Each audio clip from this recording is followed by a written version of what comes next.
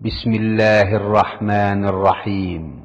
পরম করুণাময় ও অসীম দয়ালু আল্লাহর নামে শুরু। ومن أحسن قولا ممن دعا إلى الله وعمل صالحا وقال إنني من المسلمين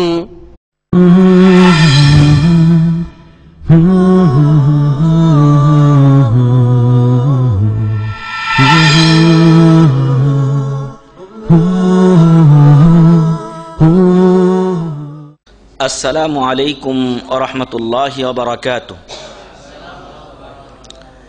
الحمد لله الذي هدانا لهذا وما كنا لنهتدي لولا أن هدانا الله، والصلاة والسلام على النبي الأمي محمد بن عبد الله ومن استنى بسنته واهتدى بهديه ومن تبعهم بإحسان إلى يوم الدين، وعلى آله وصحبه ومن تبعهم بإحسان إلى يوم الدين. أما بعد، فأعوذ بالله من الشيطان الرجيم. بسم الله الرحمن الرحيم. قال تعالى في القرآن الحكيم: قل إن كنتم تحبون الله فاتبعوني يحببكم الله ويغفر لكم ذنوبكم والله غفور رحيم. وعن أبي هريرة رضي الله عنه قال: أوصاني خليلي صلى الله عليه وسلم بصيام 3 أيام من كل شهر وركعتي الضحى وأن أوتر قبل أن أرقد. متفق عليه. যাবতীয় প্রশংসা, গুণগান, সিত্তশানা একমাত্র সেই মহান রব্বুল ইজ্জাতের জন্য, যার অশেষ মেহেরবানিতে আমরা আজকে এশার নামাজের পরে এই ইসলামী অনুষ্ঠানে উপস্থিত হতে পেরেছি। যে আল্লাহ আমাদেরকে সুস্থ রেখে এখানে আসার তৌফিক দান করেছেন, সে আল্লাহর প্রশংসা করি আলহামদুলিল্লাহ। সালাত ও সালাম বর্ষিত হোক প্রিয় নবী মুহাম্মদুর রাসূলুল্লাহ সাল্লাল্লাহু আলাইহি ওয়াসাল্লামের উপরে। সম্মানিত ভাই এবং বন্ধুগণ, আমরা যে সমাজে বসবাস করি সেই সমাজে বিভিন্ন ধরনের এমন কিছু বই পাওয়া যায় যেগুলোতে কোরআন ও হাদিসের নামে কোরআন হাদিস বহির্ভূত অনেক কথা লেখা আছে, অথবা জাল ও জয়ীফ দুর্বল হাদিস যা আমলযোগ্য নয়, বাতিল বলে গণ্য, সে হাদিসগুলো দিয়েই কিতাব রচনা করা হয়েছে। এবং কোরআন ও সহিহ হাদিসের দৃষ্টিতে আমাদের সমাজে এমন অনেক ফজিলতপূর্ণ আমলের কথা প্রচলিত আছে যা আসলে ফজিলতপূর্ণ নয়, এবং এ সংক্রান্ত বা এই বিষয়ের উপরে আলাদা কিছু কিতাবও পাওয়া যায়, ফাজাইলে আমল অথবা ফাজাইলে সাদাকাত, ফাজাইলে জাকাত ইত্যাদি বলে। তো আমরা আজকে আপনাদের সামনে কিছু আমলের কথা বলবো, যেই আমলগুলোর বিশেষ ফজিলত রয়েছে, তবে তা মানুষের মুখে প্রচলিত নয়, কোরআন ও সহিহ হাদিসের দ্বারা সুপ্রমাণিত। ফাজাইলে আমল আছে, তবে সেই ফাজাইলে আমল হতে হবে কোরআন ও সহিহ হাদিস মোতাবেক। যদি দলিলবিহীন কোনো ফজিলত বর্ণনা করা হয় তাহলে তা গ্রহণীয় হবে না। তাই আসুন আমরা কিছু আমলের কথা জেনে নেই, যেগুলো আমরা আদা করলে অল্প আমলে অনেক সওয়াব পাওয়া যায়, যা বর্তমান বিভিন্ন কোম্পানিতে আমরা দেখতে পাই। বিভিন্ন কোম্পানি, বিভিন্ন মার্কেট দেখবেন লিফলেট দিয়েছে, আপনাকে তাদের প্রচারপত্র দিয়েছে, সেখানে লেখা আছে এটার দাম ছিল 40 রিয়াল, এখন 35 রিয়াল, আপনাকে অফার দেওয়া হয়েছে, আপনাকে সুযোগ দেওয়া হয়েছে। এরকম মহান রব্বুল আলামিন এবং তাদের রাসূল মুহাম্মদ সাল্লাল্লাহু আলাইহি ওয়াসাল্লাম আমাদেরকে ইবাদতের প্রতি আগ্রহী করার জন্য বিভিন্ন সময়ে বিভিন্ন অফার দিয়েছেন এবং আমাদেরকে আগ্রহ সৃষ্টি করেছেন আমাদের ইবাদতের প্রতি। আর সেই সকল ইবাদতের মধ্যে অনেক ইবাদত আমাদের আপনাদের সকলের জানা আছে। যেমন রমজানের ব্যাপারে বলা হয়েছে, যে ব্যক্তি ইমানের সাথে সওয়াবের প্রত্যাশায় রমজান মাসে রোজা রাখবে তার পূর্বের গুনাহগুলি মাফ হয়ে যাবে। সুবহানাল্লাহ। যে কিয়ামুল লাইল করবে তার পূর্বের গুনাহগুলি মাফ করে দেওয়া। এখন বর্তমান সময়ে হজের মৌসুম চলছে, ইনশাআল্লাহ আমাদের হজের আলোচনা হবে। তো এই হজের ব্যাপারে বলা হয়েছে যে মান হাজ্জা ফালাম ইয়ারফুস ওয়ালাম ইয়াফসুক রাজাআ কায়াউমি ওয়ালাদাতহু উম্মু। যে ব্যক্তি হজ করলো, হজে গিয়ে অশ্লীল কথা বলল না, শরীয়ত বিরোধী কাজ করলো না, সে যেন ওই দিনের মতো ফিরে আসলো যেদিন তার মা তাকে ভূমিষ্ঠ করেছিল। সুবহানাল্লাহ। আর এক হাদিসে বলা হয়েছে যে গফার আল্লাহু মা তাকাদ্দামা মিন যামবি, তার পূর্বের গুনাহ আল্লাহ মাফ করবেন। আগের হাদিস এই হাদিসের সার কথা একই, তবে ভাষাটা একটু ভিন্ন। তো এরকম মেলা ইবাদত রয়েছে যা আমাদেরকে উদ্বুদ্ধ করার জন্য বলা হয়েছে এবং সেটা কোরআন ও হাদিস সম্মত। আজকে আমরা এমনই কিছু কথা বলবো ইনশাআল্লাহ আপনাদেরকে, যেগুলোর মাধ্যমে আমরা আমাদের সওয়াবের ব্যালেন্সকে, আমাদের পুঁজিকে বৃদ্ধি করতে পারবো অতি সহজেই। আল্লাহ তাআলা কোরআনে বলেছেন, ওয়াতাযাওয়াদু ফাইন্না খায়রাজ যাদিত তাকওয়া, তোমরা পাথেয় সংগ্রহ করো। আর এই পাথেয়টাকে মুবহাম, আরবি শব্দ মুবহাম রাখা হয়েছে, অর্থাৎ এখানে কোন পাথেয় আপনি সংগ্রহ করবেন। যদি কেউ হজের আয়াত এটা, হজের সময় যদি কেউ হজে আসতে চায় তাহলে তাকে ইমানি পাথেয় সংগ্রহ করতে হবে। যদি হজে আসতে চায় তাহলে তাকে রাস্তার খরচ নিতে হবে। এমনই পরকালে কেউ যদি যেতে চায় তাহলে তাকে নেকির ব্যালেন্স নিয়েই যেতে হবে, কারণ পরকালে জান্নাত আপনাকে ক্রয় করতে হবে, যদিও তা ক্রয় করা সম্ভব নয়। তবে ওই নামে মাত্র মূল্যে, যেরকম এর আগে আমরা শুনেছিলাম যে খালেদা জিয়াকে ওই আপনার কি যেন ক্যান্টনমেন্টের বাড়ি দেওয়া হয়েছিল নামে মাত্র মূল্যে 1 টাকা দিয়ে, ঠিক ওই রকম জান্নাত যাদেরকে দেওয়া হবে এটা নামে মাত্র মূল্যে, বিনিময়। সে বিনিময় কিন্তু টাকা নয়, পয়সা নয়, সে বিনিময় হবে কিসের? নেকির, সওয়াবের। যদি সওয়াব থাকে তাহলে জান্নাত পাওয়া যাবে ইনশাআল্লাহ। তবে একটু আগে বলেছি যে সওয়াব দিয়ে জান্নাত কিনে নেওয়া যাবে এমনটি নয়, তবে এটা নামে মাত্র মূল্য, এটা নামে মাত্র মূল্য, বিনিময়টা হচ্ছে নাম মাত্র।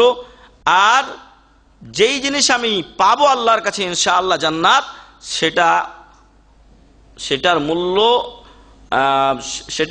সেটার মূল্য অপরিশোধ্য, অর্থাৎ পরিশোধযোগ্য নয়, সেটার মূল্য কেউ আমরা দিতে পারবো না। যাই হোক, তো আমরা যেন এমন কিছু আমল, এমন কিছু কাজ করি যার মাধ্যমে আমাদের সওয়াবটা বৃদ্ধি পাই। আল্লাহ বলেন, ওয়াতাযাওয়াদু ফাইন্না খায়রাজ যাদিত তাকওয়া, পাথেয় সংগ্রহ করো, ঠিক আছে, তবে সবচাইতে উত্তম পাথেয় হচ্ছে তাকওয়া। সবচাইতে উত্তম আপনার আমার পুঁজি হচ্ছে পরহেজগারিতা। দুনিয়ার ক্ষেত্রেও যাদের পরহেজগারিতা, দিনদারি আছে, দুনিয়াতে আল্লাহ তাদেরকে মর্যাদা দিয়েছেন, পরকালেও তারা সম্মানিত হবে। এই পৃথিবীর বুকে আমরা অনেকেই পরস্পরকে বন্ধু হিসেবে গ্রহণ করছি, কিন্তু কিয়ামতের দিন এই বন্ধুগুলো যদি এই দুনিয়ার বুকে আমাদের তাকওয়ার ভিত্তিতে না হয়, তাহলে পরকালে এই বন্ধুরা আমাদের বন্ধু থাকবে না। কি হবে? শত্রুতে পরিণত হবে। আল আখিল্লাউ ইয়াউমাইযিন বাযুহুম লিবাযিন আদু ইল্লাল মুত্তাকুন। কিয়ামতের দিন যারা এই দুনিয়াতে বন্ধু বান্ধব দুনিয়াবি স্বার্থে, দুনিয়াবি টাকা পয়সা অথবা নিজের দল পার্টি ইত্যাদির জন্য আছে, এরা কিয়ামতের দিন শত্রুতে রূপান্তরিত হবে। তবে মুত্তাকিন, পরহেজগাররা ব্যতীত, যারা একমাত্র আল্লাহর সন্তুষ্টির জন্য পরস্পরকে কি করে? ভালোবাসে। এর আগে আমরা একদিন বলেছিলাম যে কিয়ামতের দিন আরশের ছায়া ব্যতীত কোনো ছায়া থাকবে না।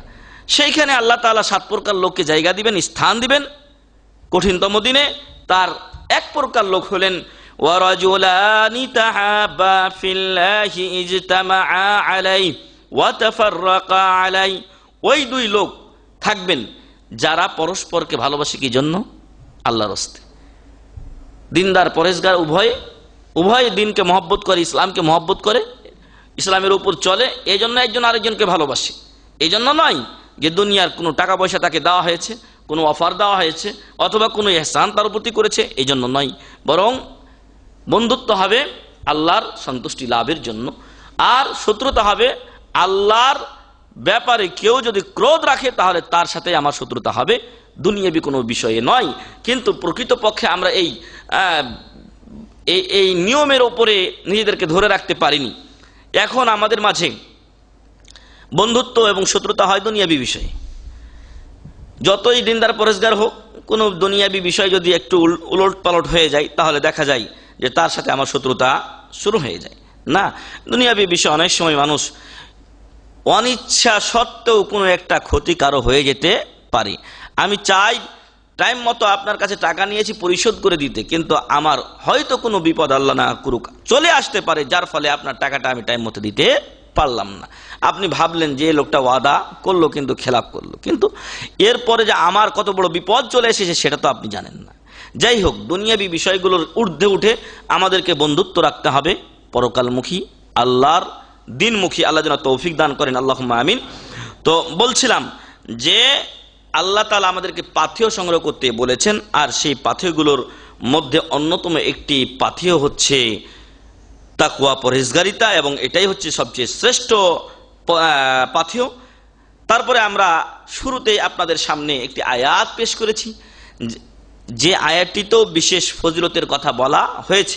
আল্লাহ কোরআনে বলছেন, কুল ইন কুনতুম তুহিব্বুনাল্লাহ ফাত্তাবিউনি, হে মুহাম্মদ সাল্লাল্লাহু আলাইহি ওয়াসাল্লাম আপনি বলে দিন, ইন কুনতুম তুহিব্বুনাল্লাহ, তোমরা যদি আল্লাহকে ভালোবাসতে চাও তাহলে ফাত্তাবিউনি, তোমরা আমার অনুসরণ করো। কার? নবী মুহাম্মদ সাল্লাল্লাহু আলাইহি ওয়াসাল্লামের। তাহলে কাজটা কি? কাজটা হলো রাসূল সাল্লাল্লাহু আলাইহি ওয়াসাল্লামকে ভালোবাসা। কি কাজ? রাসূল সাল্লাল্লাহু আলাইহি ওয়াসাল্লামের ইত্তেবা করা, অনুসরণ করা। আপনি দাবি করছেন কিসের? আল্লাহর মহব্বতের, ভালোবাসার। কিছু লোক এমন ছিল যারা আল্লাহর ভালোবাসার দাবি করত কিন্তু রাসূল সাল্লাল্লাহু আলাইহি ওয়াসাল্লামের আনুগত্য করত না, কথা ও কাজে কোনো মিল ছিল না তাদের। তখন আল্লাহ তাআলা এই আয়াত নাজিল করে জানিয়ে দিলেন যে আল্লাহর ভালোবাসার কেউ যদি দাবি করে থাকে তাহলে তার প্রমাণ হলো রাসূল সাল্লাল্লাহু আলাইহি ওয়াসাল্লামের ইত্তেবা করা, অনুসরণ করা। এখন আমাদের একটা কাজ বা আমল হলো রাসূল সাল্লাল্লাহু আলাইহি ওয়াসাল্লামের ইত্তেবা করা, অনুসরণ করা। ফাত্তাবিউনি, নি মানে আমার, অর্থাৎ মুহাম্মদ সাল্লাল্লাহু আলাইহি ওয়াসাল্লামের ইত্তেবা করো, অনুসরণ করো। কি হবে এর বিনিময়ে? ফজিলত কি? আমরা বলেছি যে আমরা সহি ফজিলত কিছু বা ফাজাইল আমল আপনাদের শোনাবো ইনশাআল্লাহ। তো সেই ফজিলত হলো ফাত্তাবিউনি ইউহিব্বুকুমুল্লাহ। এক নাম্বার ফজিলত হলো, কাজ কি বলেন তো? কাজ কি? রাসূল সাল্লাল্লাহু আলাইহি ওয়াসাল্লামের আনুগত্য করা, রাসূল সাল্লাল্লাহু আলাইহি ওয়াসাল্লামের আনুগত্য করা। এর বিনিময়ে ফজিলত কি? ইউহিব্বুকুমুল্লাহ, আল্লাহ আমাদেরকে ভালোবাসবেন। আলহামদুলিল্লাহ, রাসূল সাল্লাল্লাহু আলাইহি ওয়াসাল্লাম আনুগত্য করলে আল্লাহ আমাদেরকে ভালোবাসবেন। তাহলে আল্লাহর ভালোবাসা পাওয়ার জন্য যে কাজটা করতে হবে সেটা হলো রাসূল সাল্লাল্লাহু আলাইহি ওয়াসাল্লামের আনুগত্য। ওয়া ইয়াগফির লাকুম যুনুবাকুম, শুধু তাই না, আরো একটা সুন্দর ফল আছে, সেটা হলো আল্লাহ আমাদের গুনাহগুলি ক্ষমা করে দিবেন। সুবহানাল্লাহি ওয়া বিহামদি। আর কি চান? গুনাহ যদি ক্ষমা হয়ে যায় তাহলে আপনার গুনার কোটা শূন্য, আর নেকি যা করেছে আলহামদুলিল্লাহ সেটা হবে ব্যালেন্স, অর্থাৎ একদিকের পাল্লা ভারী হয়ে যাবে ইনশাআল্লাহ। এই জন্য রাসূল সাল্লাল্লাহু আলাইহি ওয়াসাল্লামকে পদে পদে অনুসরণ করতে হবে। তাহলে আল্লাহ রাসূল সাল্লাল্লাহু আলাইহি ওয়াসাল্লামের আনুগত্য, এটা হলো কাজ, বিনিময় ফজিলত ইউহিব্বুকুমুল্লাহ, আল্লাহর ভালোবাসা পাওয়া যাবে। ওয়া ইয়াগফির লাকুম যুনুবাকুম, গুনাহগুলি মোচন করে দিবেন আল্লাহ তাআলা। আর যিনি গুনাহ মোচন করবেন তার তো অবশ্যই গুনাহ ক্ষমা করার পাওয়ার থাকতে হবে। তাই আল্লাহ বলছেন ওয়াল্লাহু গফুরুর রহিম, আল্লাহ গফুর, গফুর হলেই তো তিনি ক্ষমা করবেন। আর মানুষ ক্ষমা তখনই করতে পারে যখন তার অন্তরে কি থাকে? মায়া মহব্বত থাকে। যদি মায়া মহব্বত কারো অন্তরে না থাকে তাহলে কিন্তু সে অপরকে ক্ষমা করতে পারে না। এই জন্য আল্লাহ তার দুটি গুণ, দুটি সিফাত এই আয়াতের শেষে ব্যবহার করেছেন, ওয়াল্লাহু গফুরুর রহিম, আল্লাহ ক্ষমাশীল, অতি দয়ালু। দয়ালু, দয়া করেন, সাথে ক্ষমা করে দেন। এজন্য দুনিয়াবি কোনো বিষয়ে আপনি প্রতিশোধ নিতে সক্ষম, এরপরও যদি আপনি ক্ষমা করে দিতে পারেন এটাই আপনার মহৎ গুণ। আপনি প্রতিশোধ নেবেন দিয়ে আঞ্চলিক ভাষায় বেটাগিরি দেখাবেন, এটা বড় কথা নয়। যদি আপনি ক্ষমা করে দিতে পারেন তবে আপনার এই গুণটাই হচ্ছে সবচেয়ে মহৎ গুণ, এবং এর বিনিময়টা কিন্তু আপনি কিয়ামতের দিন আল্লাহর কাছে ঠিকই পেয়ে যাবেন। আল্লাহ যেন আমাদেরকে নবী মুহাম্মদ সাল্লাল্লাহু আলাইহি সাল্লামের অনুসরণের মাধ্যমে আল্লাহর ভালোবাসা এবং ক্ষমা পাওয়ার তৌফিক দান করেন, আল্লাহুম্মা আমিন। আরো একটি বিষয় উল্লেখ্য এখানে যে আল্লাহ রাসূল সাল্লাল্লাহু আলাইহি সাল্লামের ইত্তেবা করা, অনুসরণ করা আমল কবুল হওয়ার অন্যতম একটা শর্ত। কিন্তু যদি আমরা রাসূল সাল্লাল্লাহু আলাইহি সাল্লামের ইত্তেবা না করি তাহলে আমলগুলো কি হবে না? কবুল হবে না। রাসূল সাল্লাল্লাহু আলাইহি সাল্লামের ইত্তেবার মাধ্যমে আমলকে গ্রহণীয় করতে হবে মহান রব্বুল আলামিনের কাছে। যে আয়াতটি আপনারা অনেকবার শুনেছেন, তবে ওয়াজাক্কির ফাইন্না যিকরা তানফাউল মুমিনিন, স্মরণ করিয়ে দাও মুহাম্মদ সাল্লাল্লাহু আলাইহি সাল্লাম, কারণ স্মরণ করিয়ে দেওয়া মুমিনদের উপকারে আসে। অনেক সময় আমরা ভুলে যেতে পারি। তো সে আয়াতটি হচ্ছে সূরাতুল কাহফের 110 নম্বর আয়াতে আল্লাহ বলছেন, ফামান কানা ইয়ারজু লিকা রাব্বিহি ফালইয়ামাল আমালান সালিহা ওয়ালা ইউশরিক বিইবাদাতি রাব্বিহি আহাদা। কিয়ামতের দিন যারা আল্লাহর সাথে সাক্ষাৎ পেতে চায় তারা যেন সৎকর্ম করে এবং রবের ইবাদতে কাউকে শরীক না করে। সৎকর্ম সেটাই যেটা নবী মুহাম্মদ সাল্লাল্লাহু আলাইহি সাল্লামের আনুগত্যের মাধ্যমে হবে। রাসূল সাল্লাল্লাহু আলাইহি সাল্লামের আনুগত্য অনুযায়ী যেটা আমল নয় সেটাই মারদুদ। মান আহাদাসা ফি আমরিনা হাযা মা লাইসা মিনহু ফাহুয়া রাদ্দুন। যারা এমন কোন কাজ করলো যা আমাদের শরীয়ত অর্থাৎ নবী মুহাম্মদ সাল্লাল্লাহু আলাইহি সাল্লামের পথ ও তরিকা সেটাকে সমর্থন করে না, ফাহুয়া রাদ্দুন, ওটা বাতিল, প্রত্যাখ্যাত। মুত্তাফাকুন আলাইহি, বুখারী ও মুসলিমের হাদিস। তাহলে আমরা বুঝতে পারলাম যে রাসূল সাল্লাল্লাহু আলাইহি সাল্লামের আনুগত্য করলে কি হয়? ইবাদত কবুলও হয়। আর যদি আনুগত্য না করা হয় ইবাদত কি হবে? পরিত্যাজ্য হবে। আরো একটা বিষয় লক্ষণীয় এখানে, যে যারা রাসূল সাল্লাল্লাহু আলাইহি সাল্লামের আনুগত্য না করে শরীয়তে নতুন কিছু বেদাত সংযোজন করবে, তারা কিন্তু কিয়ামতের দিন হাউজে কাউসারের পানি থেকেও কি হবে? বঞ্চিত হবে। তাহলে কতগুলো আপনার পরিণাম একটা বিষয়ের উপর চলে আসছে।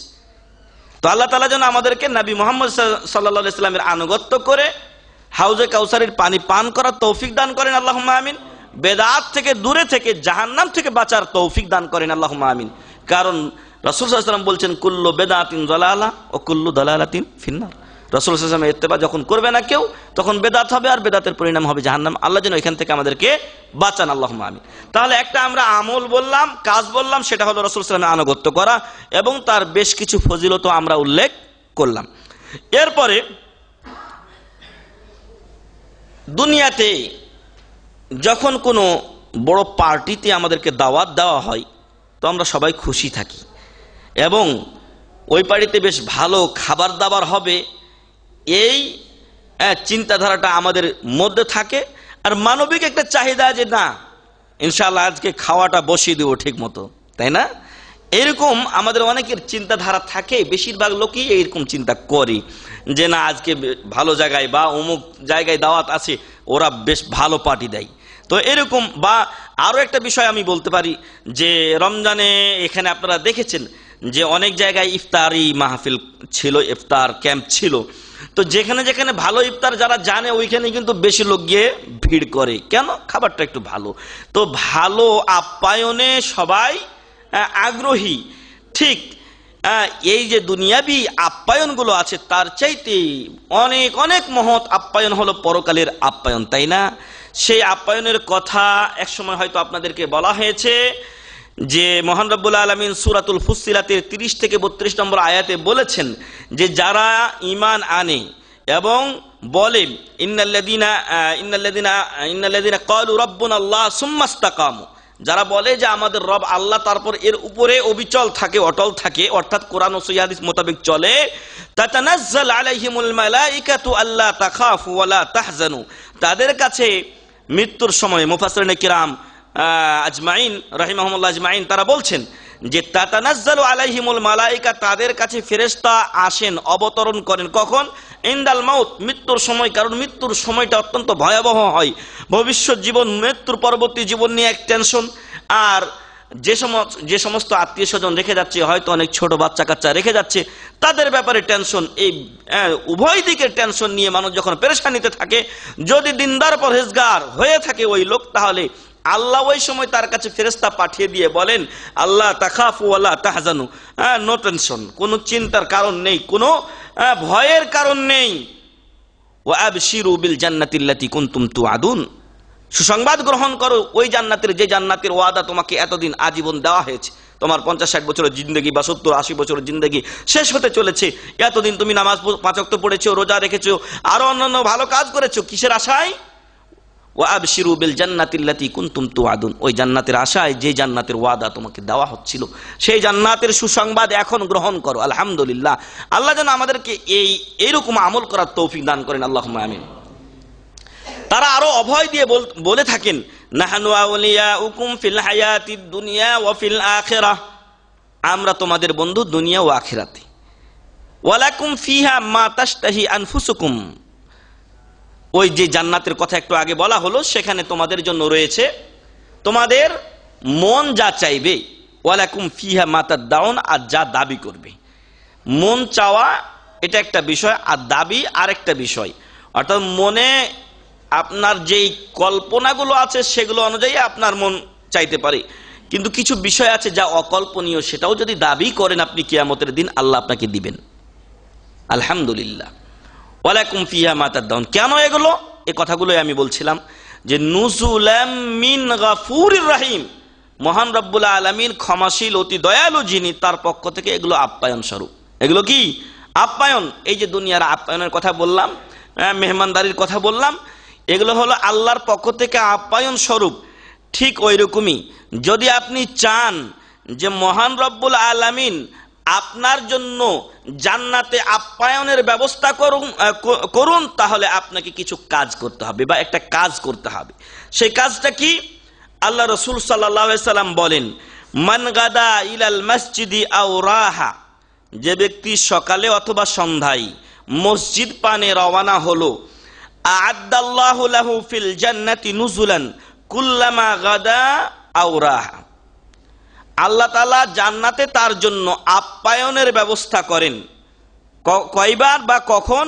কুল্লামা গাদা আও রাহা, প্রত্যেকবার যখন সকাল অথবা সন্ধ্যায় সে মসজিদ পানে যায়। মসজিদে যায় কি জন্য? সালাত আদায়ের জন্য। প্রত্যেকবারের বিনিময়ে মহান রব্বুল আলামিন তার জন্য আপ্যায়নের ব্যবস্থা করেন। কোথায়? ফিল জান্নাহ, জান্নাতে। সুবহানাল্লাহি ওয়া বিহামদিহি। অতএব জান্নাতে আল্লাহর মেহমান হতে চান তাহলে মসজিদে বেশি বেশি যান। জান্নাতে আল্লাহর মেহমান হতে চান, আপ্যায়ন পেতে চান, তাহলে আপনি বেশি বেশি মসজিদে যান এবং আল্লাহর এই মেহমান হওয়ার সুযোগ গ্রহণ করুন। এই হাদিস তো আমরা পড়লামই, মুত্তাফাকুন আলাইহি, বুখারী ও মুসলিমের হাদিস। তাহলে এই হাদিস থেকে জানতে পারলাম যে মসজিদে যাওয়ার ফজিলত কি? নামাজের জন্য আল্লাহর কাছে প্রত্যেকবারের বিনিময়ে আপ্যায়নের ব্যবস্থা।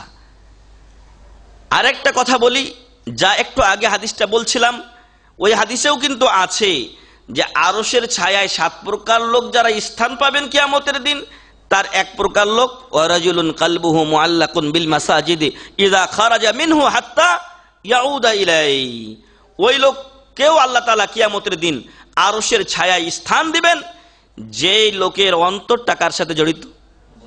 মসজিদের সাথে। ইযা খারাজা, যখন মসজিদ থেকে বের হয়ে যায়, হাত্তা ইয়াউদা ইলাইহি, আবার মসজিদে ফিরে আসার জন্য মনটা ব্যাকুল থাকে, কখন আজান হবে, আবার আমরা মসজিদে যাব, এই চিন্তায় থাকি। তাহলে আল্লাহ ও রাসূলের বাণীগুলো কিন্তু কোনো দ্বিমত নাই, কোনটার সাথে কোনটার বৈপরীত্য নেই, বিরোধিতা নেই। দেখেন ওইখানে বলা হচ্ছে যে আরশের ছায়া স্থান দেওয়া হবে, আর এখানে বলা হচ্ছে একই কাজ করুন, আপনার জন্য জান্নাতে আপ্যায়নের ব্যবস্থা রয়েছে প্রত্যেকবারের বিনিময়ে। সুবহানাল্লাহি ওয়া বিহামদিহি। দুইটা আমলের কথা বললাম। এক নাম্বার কি বলেছি? রাসূল সাল্লাল্লাহু আলাইহি ওয়াসাল্লামের ইত্তেবা করা। 2 নাম্বার হলো মসজিদে বারবার 5 ওয়াক্ত নামাজের জন্য যাওয়া। কোনো সময় অলসতা যেন আমাদের মাঝে না আসে। যদি অলসতা আসে তাহলে জানবেন মুনাফিকের কিছু আলামত আছে। আব্দুল্লাহ ইবনে আব্বাস রাদিয়াল্লাহু আনহু বলছেন, আব্দুল্লাহ ইবনে আব্বাস না, আব্দুল্লাহ ইবনে মাসউদ রাদিয়াল্লাহু আনহু বলছেন যে আমাদের সময় নামাজ থেকে যারা পিছনে থাকতো, বাড়িতে যারা নামাজ পড়তো, আমরা জানতাম যে সে মালুমুন নিফাক, স্পষ্ট মুনাফিক, অর্থাৎ তার নেফাকি সবার জানা। তো তো আল্লাহ যেন আমাদেরকে এমন হওয়া থেকে হেফাজত করেন, আল্লাহুম্মা আমিন। এবং আমাদের অন্তরটাকে যেন আল্লাহ মসজিদের সাথে লটকিয়ে দেন, আল্লাহুম্মা আমিন। মসজিদকেই যেন আমরা ভালোবাসি, আল্লাহ যেন এরকম আমাদের ধ্যান ধারণা দান করেন, আল্লাহুম্মা আমিন। আরো একটা বিষয় এখানে উল্লেখ্য যে মসজিদ হচ্ছে পৃথিবীতে শ্রেষ্ঠতম স্থান। মসজিদ আল্লাহর ঘর, মসজিদ আল্লাহর ঘর এবং মসজিদ পৃথিবীতে শ্রেষ্ঠতম স্থান। আর খারাপ স্থান আসওয়াকুহা, বাজার। অথচ এই বাজারই কিন্তু আমাদের কাছে আজকে প্রিয় হয়ে গেছে। বাজারে যায় বিভিন্ন জিনিসপত্র, এটা ওটা কিনবো ইত্যাদি, এই ধ্যান ধারণায় আমরা আজকে চলছি না। এই চিন্তাধারাটাকে একটু পরিবর্তন করে আমাদেরকে মসজিদের প্রতি মন দিতে হবে। মসজিদে গিয়ে আপনি যদি নামাজের জন্য অপেক্ষা করেন তাহলে কি হয়?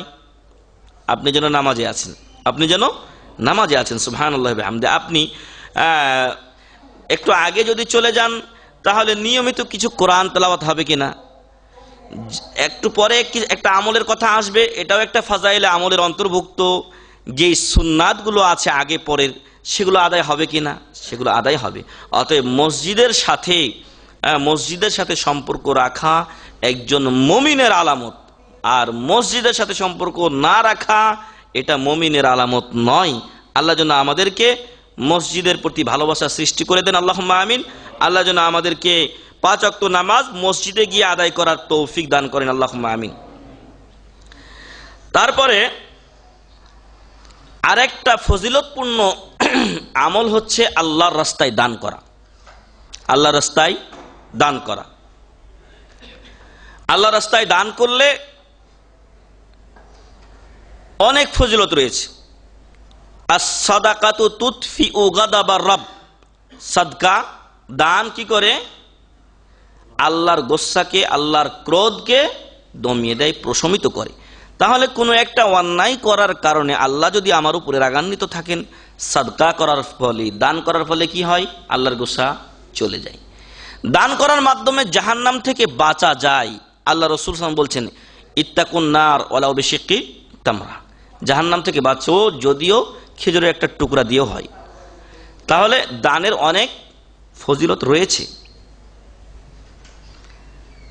দানের ফজিলত 7 প্রকার ব্যক্তির একজন দানশীল। ও রাজুলুন তাসাদ্দাকা বিসাদাকাতিন ফাআখফাহা হাত্তা লা তা'লামা শিমালুহু মা তুনফিকু ইয়ামিনুহু।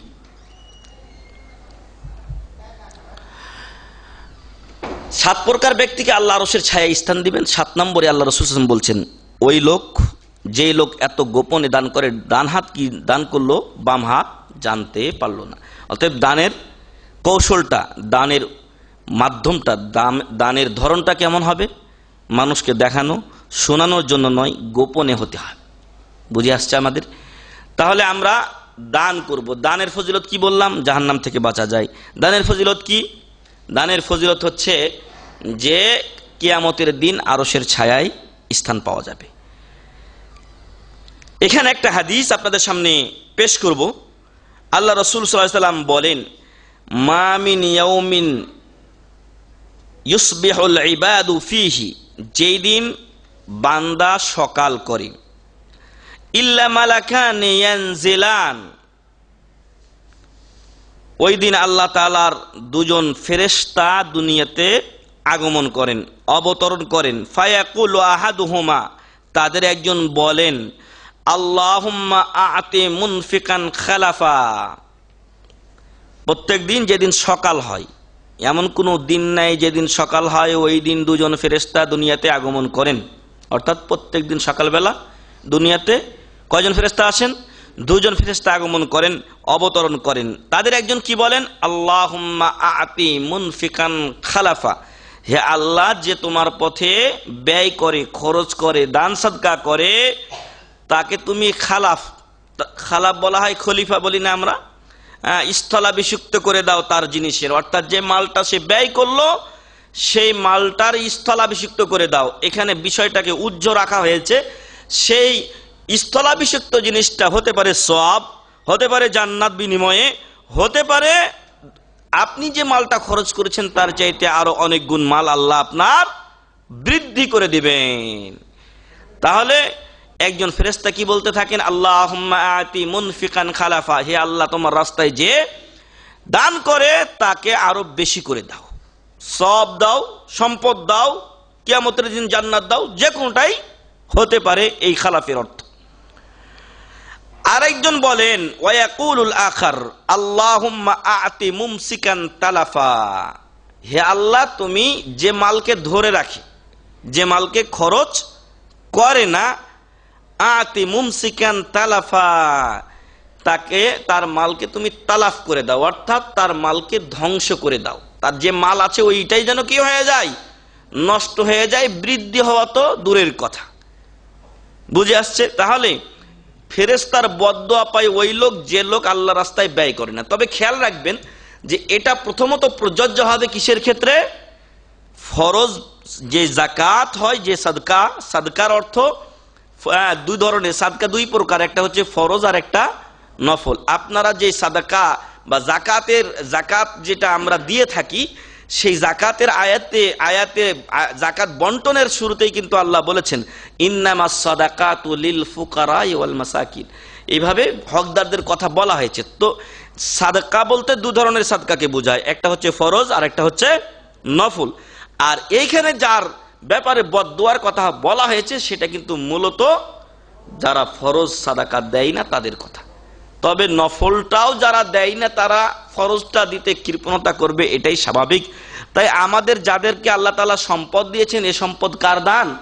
আল্লাহর দান। আল্লাহ রাস্তায় ব্যয় করলে আল্লাহ বৃদ্ধি করবেন। ওই যে ফেরেশতার দোয়া তো প্রতিদিন হতেই আছে। তাই আল্লাহর এই ফেরেশতার দোয়া পেতে এবং নিজের সম্পদকে বৈধ করতে, কারণ যদি আমাদের সম্পদে গরিবদের হক মিশে যায় তাহলে সম্পূর্ণটা কি হয়ে যাবে? হারাম হয়ে যাবে। কারণ এখানে যাকাত মিশে গেছে আমার সম্পদের ভিতরে। আল্লাহ তাআলা বলছেন ওয়াল্লাযীনা ইয়াকনিজুনা আয-যাহাবা ওয়াল ফিদ্দাতা ওয়া লা ইউনফিকুনাহা ফী সাবিলিল্লাহ ফাবাশশিরহুম বিআযাবিন আলীম। তাই না? বিআযাবিন আলীম না আযীম? বিআযাবিন আলীম, ফাবাশশিরহুম বিআযাবিন আলীম। যারা স্বর্ণ ও রৌপ্য, এটা ছিল আগের দিনে, এখন স্বর্ণ রৌপ্য ভেঙে কি হয়েছে? টাকা পয়সা হয়েছে। তো স্বর্ণ রৌপ্য টাকা পয়সা এগুলো যারা জমা করে, ওয়ালা ইউনফিকুনাহা ফী সাবিলিল্লাহ, কিন্তু তার ফরজ যাকাত আদায় করে না, তাদেরকে সুসংবাদ দাও। সুসংবাদ কিসের? বিআযাবিন আলীম, যন্ত্রণাদায়ক শাস্তির। লা হাওলা ওয়ালা কুওয়াতা ইল্লা বিল্লাহ, নাউযু বিল্লাহি মিন যালিক। যন্ত্রণাদায়ক শাস্তি, তার কি সুসংবাদ হয়? কি বলেন? যন্ত্রণাদায়ক শাস্তি দেওয়া হবে আর সুসংবাদ, এটা কি সুসংবাদ না দুঃসংবাদ? দুঃসংবাদ। কেন সুসংবাদ বলে উল্লেখ করা হলো? তিরস্কারমূলক। তিরস্কারমূলক, যাতে কষ্টের পরিমাণ আরো বেড়ে যায়। তাই প্রিয় ভাই এবং বন্ধুগণ, আমরা আগে দুটি আমলের কথা বলেছিলাম, এখন 3 নাম্বার আমলের কথা বললাম। 1 নাম্বার বলেছি রাসূল সাল্লাল্লাহু আলাইহি ওয়াসাল্লামের অনুসরণ করা, 2 নাম্বার বলেছি প্রত্যেক ওয়াক্ত নামাজ মসজিদে গিয়ে আদায় করা, 3 নাম্বার বললাম আল্লাহ রাস্তায় ফরজ সাদকা আদায় করা, সাথে সাথে নফলটাও কিছু দেওয়া। আল্লাহ যেন আমাদেরকে তৌফিক দান করেন, আল্লাহুম্মা আমিন। রাওয়াহু মুসলিম, মুসলিম শরীফের হাদিস। এরপরে আল্লাহর রহমত আমাদের কার না দরকার আছে? আমরা প্রত্যেকেই আল্লাহর রহমতের ভিখারি। আল্লাহর রহমত না হলে দুনিয়াতে একটা মিনিটও থাকা যাবে না। যে নিঃশ্বাস নিচ্ছি আল্লাহর রহমত। যদি এই বাতাস বন্ধ হয়ে যায় একটা মিনিটের জন্য, পৃথিবীর সবাই কি হয়ে যাবে? ধ্বংস হয়ে যাবে। বাতাসটা নিবেন, তারপর না আপনি আধা মিনিট 40 সেকেন্ড বাঁচবেন বা 1 মিনিট বাঁচবেন। এই বাতাসটাই যদি বন্ধ হয়ে যায়, কোত্থেকে আপনি বাতাস নেবেন? মিনিটের মধ্যে লক্ষ লক্ষ মানুষ, গরু ছাগল ইত্যাদি মরে শেষ হয়ে যাবে। তো এই নিঃশ্বাস, বাতাস, এটা আল্লাহর রহমত। চোখ দিয়ে দেখছি, এই চোখ আল্লাহর নিয়ামত, আল্লাহর রহমত। একটু খেয়াল করে দেখুন যে আধা মিনিটের জন্য, 1 মিনিট না, আধা মিনিটের জন্য যদি বিশ্বের মানুষের চোখগুলো বন্ধ হয়ে যায়, আল্লাহ যদি বন্ধ করে দেন, তাহলে কতগুলো লোক মরবে চিন্তা করে দেখেছেন আপনি? কত জায়গায় গাড়ি চলছে, কত জায়গায় রেল চলছে, কত জায়গায় কত কি যানবাহন চলছে। শুধু ক্ষণিকের মধ্যে লক্ষ লক্ষ বা কোটি কোটি লোক দুনিয়া থেকে বিদায় নেবে। কিন্তু মহান রব্বুল আলামিন তিনি আর রহমানির রহিম আমাদেরকে শিক্ষা দিয়েছেন অতি দয়ালু পরম মেহেরবান মহান রব্বুল আলামিন। আমরা সবাই আল্লাহর রহমত চাই, তবে আল্লাহর রহমত পাওয়ার কাজ করতে হবে, তাই না? আল্লাহ রহম করেন এমন কাজ করতে হবে, তাহলে আল্লাহর রহমত পাওয়া যাবে। এমনই একটা কাজ হচ্ছে আল্লাহ রসুল সাল্লাল্লাহু আলাইহি সাল্লামের উপরে সালাত ও সালাম পেশ করা, বিশেষ করে সালাত দরুদে ইব্রাহিম যেটা আমরা বলছি, সেই দরুদে ইব্রাহিম পেশ করা। কারণ আল্লাহ রসুল সাল্লাল্লাহু আলাইহি সাল্লাম বলছেন, মান সাল্লা আলাইয়া সালাতান সাল্লাল্লাহু আলাইহি বিহা আশরা, যে ব্যক্তি আমার উপরে একবার দরুদ পেশ করে বা সালাত পেশ করে, আল্লাহ তার উপরে 10 বার রহমত নাজিল করেন। সুবহানাল্লাহ। আমাদের দেশে এলেমের স্বল্পতার কারণে অনেক সময় এরকম অর্থ করা হয় যে আল্লাহ তার উপর 10 বার দরুদ পেশ করবেন, নাউজুবিল্লাহ মিন যালিক। না, এরকম না। আবার ওই যে আয়াত আছে, ইন্নাল্লাহা ওয়া মালাইকাতাহু ইউসাল্লুনা আলান নবী, আল্লাহ এবং ফেরেশতারা রাসূল সাল্লাল্লাহু আলাইহি সাল্লামের উপরে দরুদ পেশ করেন। ভুল অর্থ। ফেরেশতারা রহমতের জন্য দোয়া করেন আর আল্লাহ স্বয়ং রহমত নাজিল করেন মুহাম্মদ সাল্লাল্লাহু আলাইহি সাল্লামের উপরে। তাহলে যদি আমরা আল্লাহর রহমত পেতে চাই এবং 10 বার রহমত, একবার নয় 10 বার, তাহলে একটা কাজ করতে হবে। কি কাজ? রাসূল সাল্লাল্লাহু আলাইহি সাল্লামের উপরে একবার সালাত পেশ করবেন। আল্লাহুম্মা সাল্লি আলা মুহাম্মদ পড়েন, আল্লাহুম্মা সাল্লি আলা মুহাম্মদ ওয়া আলা আলি মুহাম্মদ কামা সাল্লাইতা আলা ইব্রাহিম ওয়া আলা আলি ইব্রাহিম ইন্নাকা হামিদুম মাজিদ, আল্লাহুম্মা বারিক আলা মুহাম্মদ ওয়া আলা আলি মুহাম্মদ কামা বারাকতা আলা ইব্রাহিম ওয়া আলা আলি ইব্রাহিম ইন্নাকা হামিদুম মাজিদ।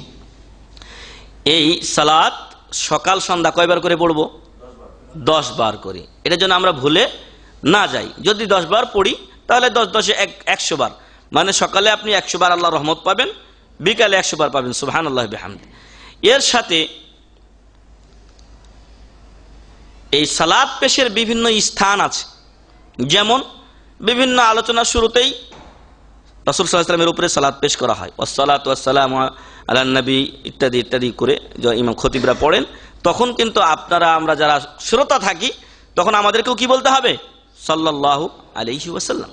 না হলে সবচাইতে বড় বখিলদের কাতারে শামিল হবে ওই ব্যক্তি এবং বদ্ধপ্রাপ্তদের কাতারেও চলে যাবে, তাই না? জানা আছে আপনাদের হাদিস, আল্লাহ রসুল সাল্লাল্লাহু আলাইহি ওয়াসাল্লাম মেম্বারে উঠছিলেন, 3 বার আমিন বলেছিলেন। তার একবার ছিল কি, যার কাছে আপনার নাম উল্লেখ করা হলো কিন্তু সে সাল্লাল্লাহু আলাইহি ওয়াসাল্লাম বলল না, তার নাক ধুলাই দূষিত হোক, নাউজুবিল্লাহি মিন যালিক। তাহলে রাসূল সাল্লাল্লাহু আলাইহি ওয়াসাল্লামের উপরে সালাত পেশ করলে কার লাভ? আমার লাভ, আমি ব্যক্তির লাভ। অতএব আমরা যেন রাসূল সাল্লাল্লাহু আলাইহি ওয়াসাল্লামের উপরে সালাত পেশ করতে কৃপণতা না করি। এতে আমাদের লাভ হচ্ছে, একদিক দিয়ে আল্লাহর রহমত লাভ, আরেকটা হচ্ছে বদদোয়া থেকে বাঁচা যাবে, বখিলের কাতার থেকেও নাম উঠে যাবে। আল্লাহ যেন আমাদেরকে রাসূল সাল্লাল্লাহু আলাইহি ওয়াসাল্লামের উপরে সালাত পেশের, বেশি বেশি সালাত পেশের তৌফিক দান করেন। আল্লাহুম্মা আমিন।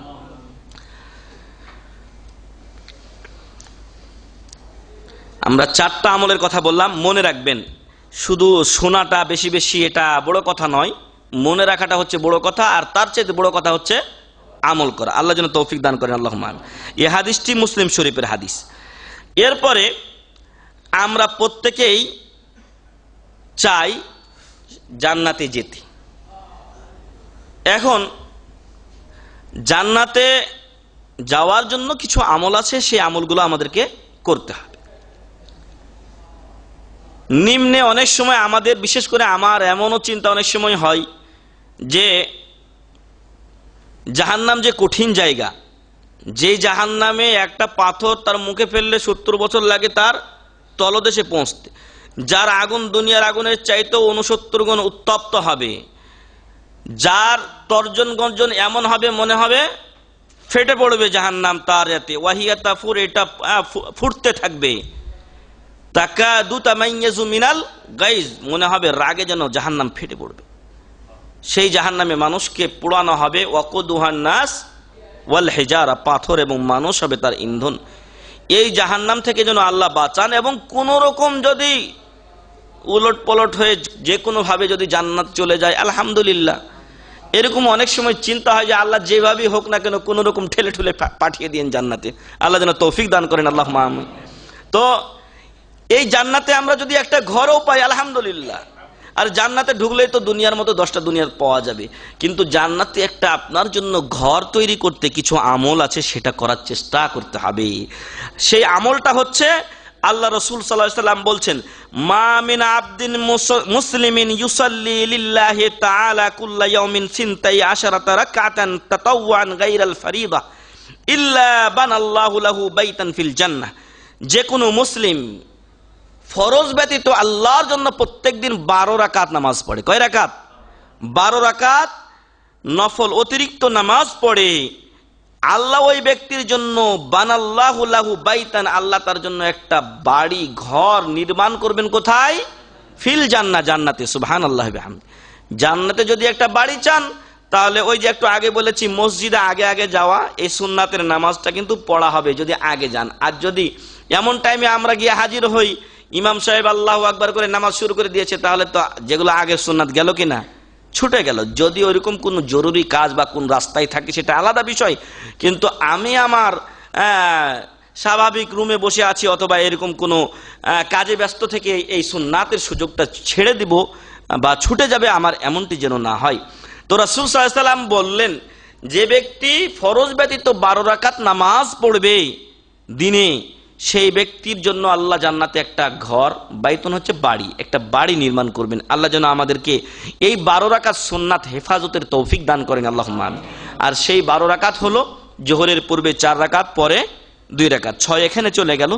মাগরিবের পরে 2, এশারের পরে 2, তাহলে 2 2 4 6 4 10, ফজরের আগে 2, এ হলো 10 রাকাত। যেটা 4 রাকাত বলা হলো জোহরের আগে, এটা 2 রাকাত 2 রাকাত করে পড়াটাই উত্তম, কারণ সে হাদিসটা সহি। এবং যেটা 4 রাকাত একসাথে পড়ার, সে হাদিসটাকে কিছু আলেম ওলামা দুর্বল বলেছেন, মুহাদ্দিসিনে কিরাম। এজন্য আমরা 2 রাকাত 2 রাকাত করে পড়বো, এটাই হচ্ছে উত্তম। তবে কেউ যদি কোনো সময় পড়ে নেয় হয়তো অজানা অবস্থায়, তাহলে আমরা বলবো ইনশাআল্লাহ তার সালাত হয়ে যাবে। তাহলে 12 রাকাত সুন্নাত আমরা ইনশাআল্লাহ কি করব? হেফাজত করব। আমল হলো কি? 12 রাকাত সুন্নাত আদায় করা, নামাজের আগের পরের সুন্নাতে মুআক্কাদা 12 রাকাত সুন্নাত আদায় করা। ফজিলত কি? বানাল্লাহু লাহু বাইতান ফিল জান্নাহ, আল্লাহ তার জন্য জান্নাতে একটা বাড়ি তৈরি করবেন। আল্লাহ যেন আমল করার আর এই ফজিলত গ্রহণের পাওয়ার লাভের আমাদেরকে তৌফিক দান করেন, আল্লাহুম্মা। এরপরে আরেকটি আমল হচ্ছে, এটাকে আমরা এখানে ফজিলতের আমল হিসেবে এখানে উল্লেখ করা হয়নি, তবে অবশ্যই এটা মর্যাদাপূর্ণ একটি ইবাদত। কারণ এই ওসিয়তটা হচ্ছে কার? নবী মুহাম্মদুর রাসূলুল্লাহ সাল্লাল্লাহু আলাইহি ওয়াসাল্লামের। আল্লাহ রাসূল সাল্লাল্লাহু আলাইহি ওয়াসাল্লাম ওসিয়ত করছেন কাকে? সবচেয়ে বেশি হাদিস বর্ণনাকারী সাহাবী আবু হুরায়রা আব্দুর রহমান বিন সাখর, আবু হুরায়রা আব্দুর রহমান বিন সাখর আদ-দাউসি রাদিয়াল্লাহু আনহুকে আউসানি খালিলি, উনি বলছেন, আবু হুরায়রা রাদিয়াল্লাহু আনহু বলছেন, আউসানি খালিলি সাল্লাল্লাহু আলাইহি ওয়াসাল্লাম, আমার বন্ধু আমাকে ওসিয়ত করেছেন। তার বন্ধুকে মুহাম্মদ সাল্লাল্লাহু আলাইহি ওয়াসাল্লাম, তিনি তাকে ওসিয়ত করেছেন, নসিহত করেছেন বিসিয়ামি সালাসাতি আইয়াম, তাকে 3টা ওসিয়ত করেছেন না মুহাম্মদ সাল্লাল্লাহু আলাইহি ওয়াসাল্লাম। কয়টা? 3টা। তো রাসূল সাল্লাল্লাহু আলাইহি ওয়াসাল্লামের ওসিয়ত কি গুরুত্বপূর্ণ নয়? অবশ্যই। পৃথিবীর শ্রেষ্ঠ মানুষ হলেন মুহাম্মদ সাল্লাল্লাহু আলাইহি ওয়াসাল্লাম। তার মুখের প্রতিটি কথা কি? ওহী। তার মুখের প্রতিটি কথা ওহী, কারণ মা ইয়ানতিকু আনিল হাওয়া, মুহাম্মদ সাল্লাল্লাহু আলাইহি ওয়াসাল্লাম মন গড়া কথা বলেন না। ইন হুয়া ইল্লা ওয়াহয়ুন ইউহা, যা বলেন সেটা ওহী। আর যদি কোনো নতুন ভাই থাকেন তাদের জন্য বলছি, ওহী 2 প্রকার। একটা হলো মাতলু, পঠিত, যার প্রত্যেকটা অক্ষরে 10 নেকি পাওয়া যায়, সেটা হলো আল কোরআনুল কারীম। আরেকটা হচ্ছে গায়রে মাতলু, যা কোরআনের মতো পড়া হয় না, তবে সেটাও ওহী, সেটা ওহী। আর সেটা হলো কি? হাদিসে রাসূল সাল্লাল্লাহু আলাইহি ওয়াসাল্লাম। তো আল্লাহ রাসূল সাল্লাল্লাহু আলাইহি ওয়াসাল্লাম তিনি নিজের পক্ষ থেকে কোনো কথা বানিয়ে তৈরি করে বলেননি। আল্লাহ এ ব্যাপারে সতর্ক বাণী উচ্চারণ করেছেন মুহাম্মদ সাল্লাল্লাহু আলাইহি ওয়াসাল্লামের ক্ষেত্রে। বলছেন কি? ওয়ালাউ তাকাওয়ালা আলাইনা বা'দাল আকাবিল লা আখাযনা মিনহু বিল ইয়ামিন সুম্মা লাকাতা'না মিনহুল ওয়াতিন। আল্লাহু আকবার। এই চরম সতর্ক বাণী দিয়ে দেওয়া হয়েছে মুহাম্মদ সাল্লাল্লাহু আলাইহি সাল্লামকে। আর এখান থেকে তো মুহাম্মদ সাল্লাল্লাহু আলাইহি সাল্লাম অনেক অনেক ঊর্ধ্বে, আল্লাহর ব্যাপারে কোনো কথা তিনি নিজের পক্ষ থেকে বলেননি। যাই হোক, আল্লাহ রসুল সাল্লাল্লাহু আলাইহি সাল্লাম তার প্রিয় সাহাবী, যিনি প্রায় সময় রাসূল সাল্লাল্লাহু আলাইহি সাল্লামের সাথে থাকতেন, মানুষজন বা অন্য সাহাবা ইকরাম রাদিয়াল্লাহু আনহুম আজমাইন তারা বলতেন যে খালি আবু হুরায়রা রাদিয়াল্লাহু আনহু হাদিস, মানে সবই এই 5273টি হাদিস বর্ণনা করেছেন আবু হুরায়রা রাদিয়াল্লাহু আনহু। তো সেই আবু হুরায়রা রাদিয়াল্লাহু আনহুর ক্ষেত্রে সাহাবারা বলতেন খালি আবু হুরায়রা রাদিয়াল্লাহু আনহু হাদিস, এখানে ওইখানে সব জায়গায় দেখি আমরা। আবু হুরায়রা রাদিয়াল্লাহু আনহু বলছেন যে হে সাহাবা ইকরাম, যখন আপনারা ব্যবসা বাণিজ্যের জন্য টাকা পয়সার জন্য বাজারে থাকতেন, আমি আবু হুরায়রা পেটে পাথর বেঁধে খেয়ে না খেয়ে রাসূল সাল্লাল্লাহু আলাইহি ওয়াসাল্লামের কাছে হাদিসের জন্য পড়ে থাকতাম। তো আমার হাদিস হবে না কার হাদিস হবে? সুবহানাল্লাহ। সেই আবু হুরায়রা রাদিয়াল্লাহু আনহুকে 3টা ওসিয়ত করছেন প্রিয় হাবিব মুহাম্মদ সাল্লাল্লাহু আলাইহি ওয়াসাল্লাম। এক নাম্বার হচ্ছে বিসিয়ামি সালাসাতি আইয়ামিন মিন কুল্লি শাহর, প্রত্যেক মাসের 3টা রোজা রাখা। সেই তারিখগুলো কি? আইয়ামে বীজের 3টি রোজা, প্রত্যেক চন্দ্র মাসের 13, 14, 15 তারিখ। এই রোজাটা রাখার অভ্যাস আমরা যেন করি, আল্লাহ তৌফিক দান করেন আমাদের। এটার সওয়াব কি? এটারও সওয়াব আছে, খাস সওয়াব ফজিলত আছে। সেটা হলো কেউ যদি এরকম প্রত্যেক মাসে 3টা রোজা রাখে, সে যেন পুরা বছর রোজা রাখলো। সুবহানাল্লাহ। আপনারা শুনেছেন যে যেই লোক রমজান মাসে রোজা রাখলো, তারপরে শাওয়ালে রোজা রাখলো, সে যেন পুরা বছর রোজা রাখলো। সুবহানাল্লাহ। মানে 30 আর 6 36, 36 10 360 দিন। ওটার যেরকম হিসাব ছিল, যদি প্রত্যেক মাসে 3টা রাখে কত হবে? 3 12 36 হিসাব। অর্থাৎ আপনি 1 বছরে 2 বছরের রোজা রাখার সওয়াব পাচ্ছেন। সুবহানাল্লাহ বিহামদি। তাহলে প্রত্যেক মাসে কয়টা রোজা রাখবো? 3টা রোজা রাখবো। আল্লাহ তৌফিক দান করেন, আল্লাহুম্মা আমিন। এটা হলো একটা ওসিয়ত। আর একটা হচ্ছে ওয়া রাকাতাই আদ-দুহা, চাষতের 2 রাকাত নামাজ যেন আমি নিয়মিত আদায় করি। এটা আল্লাহ রাসূল সাল্লাল্লাহু আলাইহি ওয়াসাল্লাম ওসিয়ত করছেন আবু হুরায়রা রাদিয়াল্লাহু আনহু। এর একটা বিশেষ ফজিলত, একটা বিশেষ ধরনে আদায় করলে আলাদা একটা ফজিলত আছে। সেটা হলো কি, যে কোনো লোক যদি নামাজ পড়ে জামাতে ফজরের, তারপরে যেইখানে নামাজ পড়লো সেই মুসাল্লাতে বসেই জিকির আজকার করতে থাকলো, নামাজের পরের জিকির, তারপরে সকাল সন্ধ্যার যে জিকিরগুলো আছে, বিশেষ করে ফজরের পরে যেগুলো পড়তে হয় এগুলো পড়লো, তারপরে অন্য কিছু জিকির আজকার করলো। যখন সূর্য উঠলো 1 তীর বা 1 ধনুক বরাবর, তখন সে 2 রাকাত নামাজ পড়লো। ফালাহু আজরু হাজ্জাতিন ওয়া উমরাতিন তাম্মাতিন তাম্মাতিন তাম। আল্লাহু আকবার। তাহলে তার জন্য একটা হজ ও উমরার পরিপূর্ণ সওয়াব রয়েছে। সুবহানাল্লাহ বিহামদি।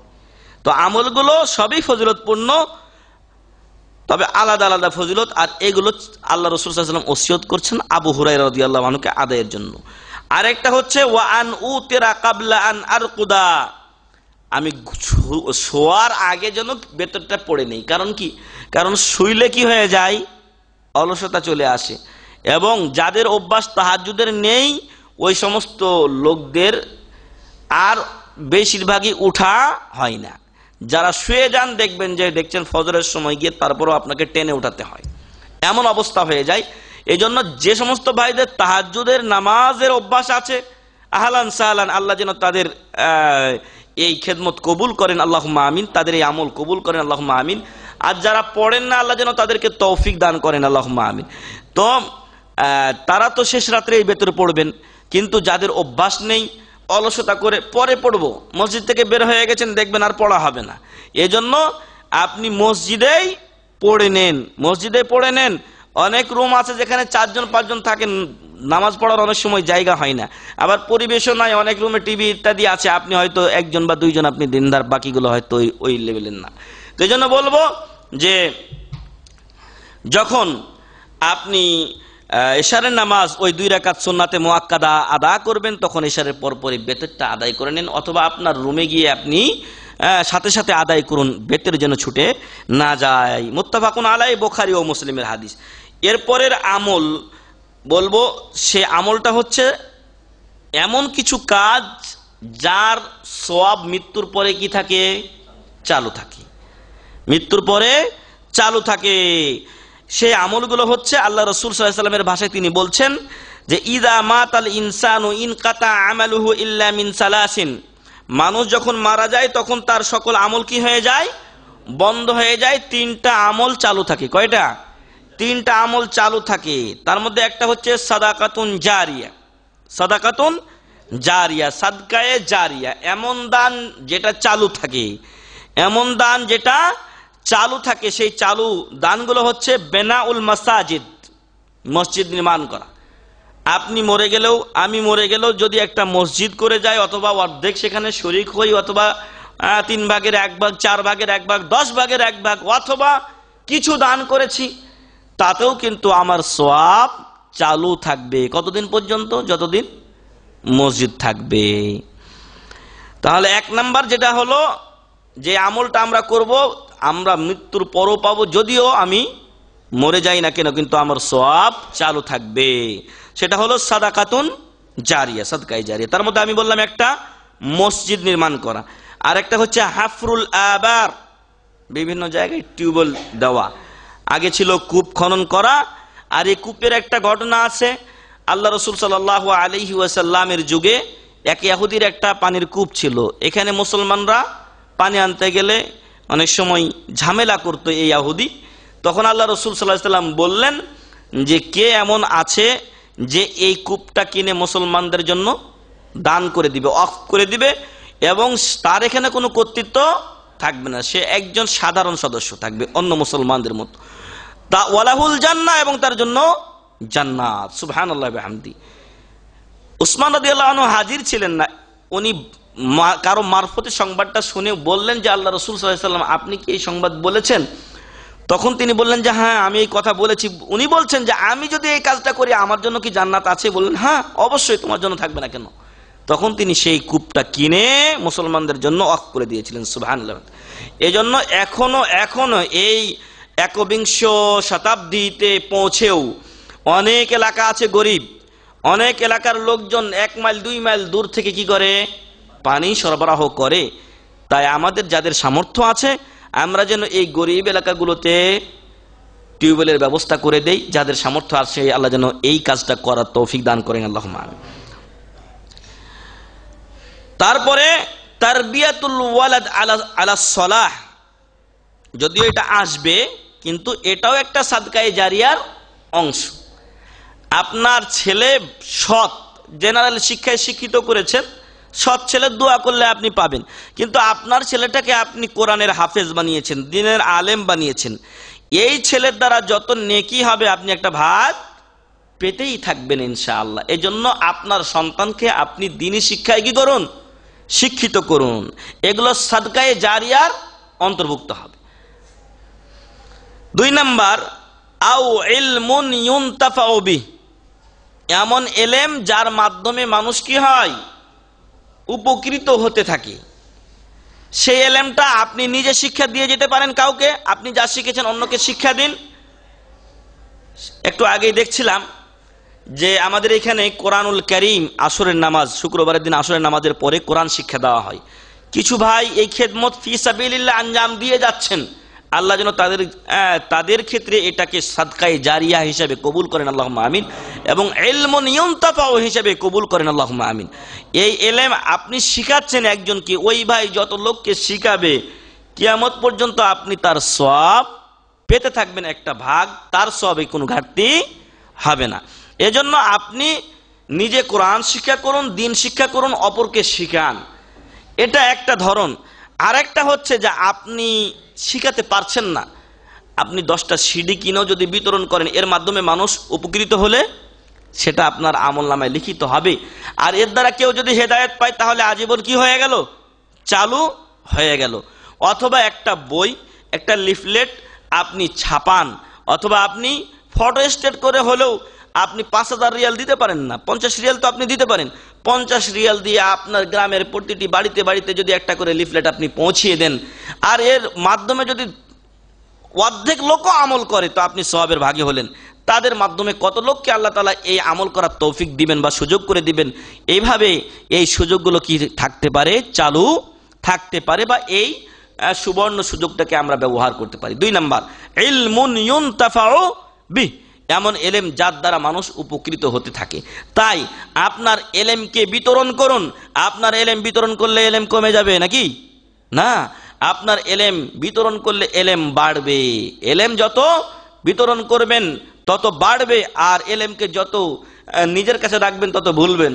যত নিজের কাছে রাখবেন তত ভুলবেন, লাস্টে গিয়ে দেখবেন যে হালাদ্রি কিছুই জানেন না। ওই এক ঘটনা শুনেছিলাম যে বাপ বেটাকে বলছে অনেক বড় মাদ্রাসায় পাঠিয়ে দিয়ে যে বেটা পড়া না পড়া যেদিন সমান হবে সেদিন তুই আসবি। বেটা প্রথমে ভালোই বুঝেছিল, তো সে খুব মনোযোগ সহকারে পড়েছে। তারপরে যখন ছেলেকে বলেছে যে পড়া না পড়া সমান হওয়ার কথা, তখন ও এটাকে ভুল বুঝছে, মনে করছে যে পড়া যেটা পড়িনি ওটা যেমন, যেটা পড়েছি ওটাও যেন ওরকম হয়ে যায়, মানে পড়াটাও যেন আমি ভুলে যাই। এরপর দেখা গেল যে ওটাও সে ভুলে গেছে। তো এলেম যদি আপনি চর্চা না করেন তাহলে এলেম ভুলবেন, আর যেটুকু আপনার ছিল সেটুকু আর থাকবে না। যেমন কোনো চাকু বা আপনার জিনিস, কোনো দ্রব্য আপনি ব্যবহার করলে ওটা সুন্দর থাকে, কিন্তু এটা যদি ফেলে রাখেন তাহলে মরিচিকা পড়ে যায়। তাই আপনার এলেমকে আপনি চালু রাখেন, নতুন নতুন এলেম অর্জনের চেষ্টা করেন। যেটুকু অর্জন করেছেন মনে করছেন যে অনেক হয়ে গেছে, না, এলেমের কোনো শেষ নেই। আল্লাহ তাআলা মুসা আলাইহিস সালামের কিসসা কাহিনী আমাদেরকে কোরআনে শুনিয়েছেন না? আপনাদের অনেকের জানা আছে। তারপর আল্লাহ বলেছেন ওয়া ফাওকা কুল্লি জি ইলমিন আলিম, প্রত্যেক জ্ঞানীর উপরে মহাজ্ঞানী আছে, অতএব নিজের জ্ঞানকে বড় করে দেখা যাবে না। আলহামদুলিল্লাহ, আমরা দেশে যেভাবে দাওরায়ে হাদিস পড়ে এসেছি, কুতুবুস সিত্তা হাদিসের 6খানা যে কিতাব আমরা এক বছরে পড়ছি। হানাফি মাদ্রাসাগুলোতে 1 বছরে সবটিরে হাদ্দাসানা করে শেষ, মানে নিঃশ্বাস ফেলার সময় নাই। অনেক সময় ওস্তাদে গেঞ্জি খুলে পর্যন্ত পড়ায়, মানে কি গরমে থাকতে পারে না, পড়েন। তো এই অবস্থায় তারা পড়ায়, কিন্তু আমরা 6 বছরে পড়ছি আলহামদুলিল্লাহ। বেশ একটা আমাদের অভিজ্ঞতা হয়েছে, বা আল্লাহ আলহামদুলিল্লাহ যতটুকু এলেম দিয়েছেন আলহামদুলিল্লাহ। এরপরে যখন আমরা মদিনাতে এসেছি তখন দেখেছি আমরা এলেমের জন্য ইবতেদায়ী ছাত্র হয়ে রয়েছি। তো এই জন্য ফাওকা কুল্লি জি ইলমিন আলিম, প্রত্যেক জ্ঞানীর উপরে জ্ঞানী আছে। আমি যদি মনে করি যে মুই কি হুনুর রে, আমার চাইতে আর বড় কোনো জ্ঞান নেই, আমি এই পর্যন্ত পৌঁছে গেছি, অনেক কিছু হয়ে গেছে, না। আপনার ভিতরে সত্যিকার যদি এলেম থাকে তাহলে আপনার মাথা কি হবে? নিচু হবে। আমার উস্তাদ বলেছিলেন মদিনা বিশ্ববিদ্যালয়ে শেখ নিফা আল মাদানী, তো উনি বলেছিলেন যে একটা ধানের শীষ যখন ফুটে বা গমের শীষ, বিশেষ করে ধানের শীষের উনি উদাহরণ দিয়েছিলেন। তো ধানের শীষটা যখন ফুটে তখন ওপর দিকে থাকে, যত এটার আস্তে আস্তে বয়স হয় এটা কি বাঁকা হয়ে নিচের দিকে চলে আসে। এলেম অর্জনকারী সত্যিকার যত শিখবে তত সে বিনয়ী হবে, তত সে আল্লাহর কাছে নম্র হয়ে যাবে। অতএব এলেম মানুষকে অহংকারী করে না, বিনয়ী করে, এবং তাকে বুঝতে শিখায় এলেম যে আমার এলেমের এখনো মেলা সমুদ্র বাকি রয়ে গেছে। আল্লাহ তাআলা যেন আমাদেরকে এলেম অর্জন করার এবং তা বিশেষ করে সহিহ এলেম অর্জন করার এবং তা মানুষের মাঝে প্রচার ও প্রসার করার তৌফিক দান করেন, আল্লাহুম্মা আমিন। এটা গেল 2 নম্বর আমল, যা মরার পরও কি থাকবে? চালু থাকবে। আপনি এখন নিজেই হিসাব করুন কত লোকের মাঝে আপনার এলেমকে চালু রাখবেন আর কত লোকের মাঝে আপনি রাখবেন না। আপনি যত প্রচার করবেন তত আপনার সওয়াবের পরিমাণ বাড়তে থাকবে। আও ওয়ালাদুন সালিহুন ইয়াদউ লাহ, অথবা একজন সৎ সন্তান রেখে গেছেন, সৎ সন্তান দোয়া করলে কিয়ামতের দিন এটা বা পরকালে আপনি কি পাবেন? এটা দিয়ে উপকৃত হবেন। একজন লোক মারা গেছে, মারা যাওয়ার পরে হঠাৎ করে তার মর্যাদা উঁচু করা হবে, তখন ওই বান্দা আল্লাহকে জিজ্ঞাসা করবেন যে আল্লাহ তাআলা, আমি তো 2nd ক্লাসে ছিলাম, 1st ক্লাসে আসলাম কি কইরা, বা 3rd ক্লাসে ছিলাম 2nd ক্লাসে আসলাম কি করে, আমার দরজা উন্নীত হলো কিভাবে? তখন আল্লাহ তাআলা বলবেন তোমার ওলাদে সলে রেখে এসেছিলে দুনিয়াতে, সে তোমার জন্য কি করেছে? দোয়া করেছে। তাই ওয়ালাদে সলে হওয়ার চেষ্টা করুন, নিজের সন্তানকে ওয়ালাদে সলে হিসাবে গড়ে তুলুন। আর যে সমস্ত ছেলেরা নামাজ পড়ে না, ওরা কি বাপ মার জন্য দোয়া করবে? ও তো নিজেরই খবর নাই। আরে অন্তত যদি 5 ওয়াক্ত নামাজ পড়ে, নামাজের শেষে একটু হলেও তো দোয়া করি, সেই দোয়ার সময় মনে আসে না মৃত আত্মীয় স্বজনকে, বাবা মা দাদা দাদিকে, নানা নানিকে স্মরণ আসে না? এগুলো তো এক কথায় স্মরণ চলে আসে যে আল্লাহ আমার দাদা দাদি নানা নানি বাবা মাকে জান্নাতবাসী করো, আল্লাহু আকবার। এই জন্য বলবো যে ওয়ালাদে সলে, সৎ সন্তান নিজে হন এবং নিজের সন্তানদেরকেও সৎ সন্তান হিসেবে গড়ে তুলুন। আল্লাহ তৌফিক দান করুন। আল্লাহুম্মা আমিন। রাওয়াহু মুসলিম, মুসলিম শরীফের হাদিস। তাহলে কাজ কয়টা? তিনটা কাজ। তিনটা কাজ। কাজগুলোর এক নাম্বার হচ্ছে সাদকায়ে জারিয়া, দুই নাম্বার এমন ইলম শিখুন এবং শিক্ষা দিন মানুষকে, যার মাধ্যমে মানুষ কি হয়? উপকৃত হয়। তিন নাম্বার হচ্ছে সৎ সন্তান রেখে যান। তাহলে মরে যাব আমরা, কিন্তু আমাদের ফল চালু থাকবে, আমাদের সওয়াব চালু থাকবে। আল্লাহ যেন আমাদেরকে এই আমলগুলো করার তৌফিক দান করেন, আল্লাহুম্মা আমিন। তারপরে আমরা সবাই চাই আমাদের দোয়াগুলো কি হোক? কবুল হোক। আল্লাহর কাছে দোয়া করি, আমরা চাই আল্লাহ যেন দোয়াটা কবুল করেন, আমার প্রার্থিত বস্তু আমাকে দান করেন বা দেন। এই দোয়াগুলো কবুল হওয়ার একটা উপায় আছে, মাধ্যম আছে। তবে অন্যতম একটা মাধ্যম হলো, কোনো সময় বা আদব হলো, দোয়া করে নিরাশ হওয়া যাবে না। দোয়া করে নিরাশ হওয়া যাবে না। আপনি বলছেন যে আমি অনেক অনেক ডাকছি আল্লাহকে, দোয়াতে কাজ হয় না, না, এমন নিরাশ হওয়া যাবে না। দোয়ার শর্তগুলো জানুন, দোয়ার আদব নিয়ম কানুন জানুন এবং দোয়া করুন, ইনশাআল্লাহ আল্লাহ তাআলা দোয়া কবুল করবেন। এখন আপনি যদি চান যে আপনার দোয়া কবুল হোক, তাহলে একটা ফজিলতপূর্ণ আমল আছে। সে আমলটা হলো, আল্লাহ রাসূল সাল্লাল্লাহু আলাইহি ওয়াসাল্লাম বলছেন, মা মিন আবদিন মুসলিমিন ইয়াদউ লি আখিহি বিযাহরিল গায়বি ইল্লা ক্বালাল মালাকু ওয়া লাকা বিমিসল। রাওয়াহু মুসলিম, মুসলিম শরীফের হাদিস। যে মুসলিম ব্যক্তি তার ভাইয়ের অনুপস্থিতিতে দোয়া করে, তার ভাই মানে আপন ভাইও হতে পারে, মুসলিম ভাইও হতে পারে, তো অপর মুসলিম ভাইয়ের অনুপস্থিতিতে দোয়া করছে, আল্লাহ অমুক ভাই আমার কাছে এই জন্য দোয়া চেয়েছেন, অথবা অমুক ভাই এই সমস্যায় রয়েছেন, তার এই সমস্যাটা দূর করুন, অথবা তার এই জিনিসটা দরকার, আল্লাহ আপনি তাকে এটা দান করুন। যখন আপনি অপর মুসলিম ভাইয়ের জন্য এরকম কোনো দোয়া করেন, তখন একজন ফেরেশতা বলেন, ওয়ালাকা বিমিসল, তোমার জন্য আল্লাহ অনুরূপ দান করুন। সুবহানাল্লাহ ওয়া বিহামদিহি। আপনাকে বলতে হয় না, আপনার জন্য অটোমেটিকলি আল্লাহ কি করে রেখেছেন? ফেরেশতা নিয়োগ করে রেখেছেন। আপনি অপরের জন্য যে দোয়া করবেন, আপনার জন্য সেটা হবে। মুসলিম শরীফের হাদিস। তাহলে আপনার দোয়া কবুলের জন্য অন্য জন্য দোয়া করেন, আপনার ক্ষেত্রে কি হয়ে যাবে? কবুল হয়ে যাচ্ছে। সুবহানাল্লাহ ওয়া বিহামদিহি। এজন্য আমরা যেন অপর মুসলমান ভাইয়ের জন্য, বোনের জন্য দোয়া করি, তারাও ইনশাআল্লাহ আমাদের জন্য দোয়া করবেন। আল জাযাউ মিন জিনসিল আমাল, যেমন কর্ম তেমন ফল। আপনি কারোর জন্য দোয়া করলে অন্য কেউ আপনার জন্য ইনশাআল্লাহ দোয়া করবেন। আর ফেরেশতার দোয়া তো আমাদের জন্য থাকছেই। তাহলে ফেরেশতার দোয়া পাওয়ার জন্য যে কাজটা করতে হবে, অপর মুসলিম ভাইয়ের জন্য দোয়া তার অনুপস্থিতিতে। অনেক সময় আমরা সামনে দেখলাম, দোয়া করে নিলাম, আর ও চলে গেলে আর কোনো খবর রাখি না। আপনার কাছে যদি দোয়া চাওয়া হয়, আপনি ভুলে যায়েন না, বরং তাকে স্মরণ রেখে আপনি তার জন্য কি করবেন? দোয়া করবেন। তারপরে এমন কিছু কথা আছে যেই কথাটা আল্লাহর কাছে সবচাইতে প্রিয়। বুঝে আসছে? কিছু কথা আছে যেটা আল্লাহর কাছে প্রিয়। তাহলে আল্লাহর কাছে যে কথাটা প্রিয়, সেই কথাটা বেশি বেশি করে পড়া উচিত আমাদের।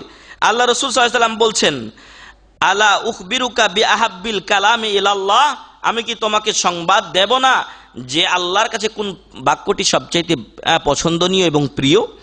ইন্না হাব্বাল কালামি ইলাল্লাহি সুবহানাল্লাহি ওয়া বিহামদি। আল্লাহর কাছে সবচাইতে প্রিয় কালিমা বাক্য কি? সুবহানাল্লাহি ওয়া বিহামদি। রাওয়াহু মুসলিম, মুসলিম শরীফের হাদিস। এমনি বুখারী শরীফের শেষ হাদিস কি?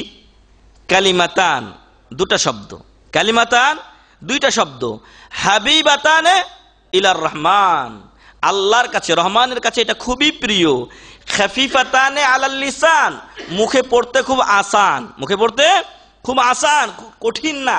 সাকিলাতানে ফিল মিজান, কিন্তু এটা কিয়ামতের দিন আপনার আমলের পাল্লাকে, নেক আমলের পাল্লাকে ভারী করার জন্য খুবই উপযোগী।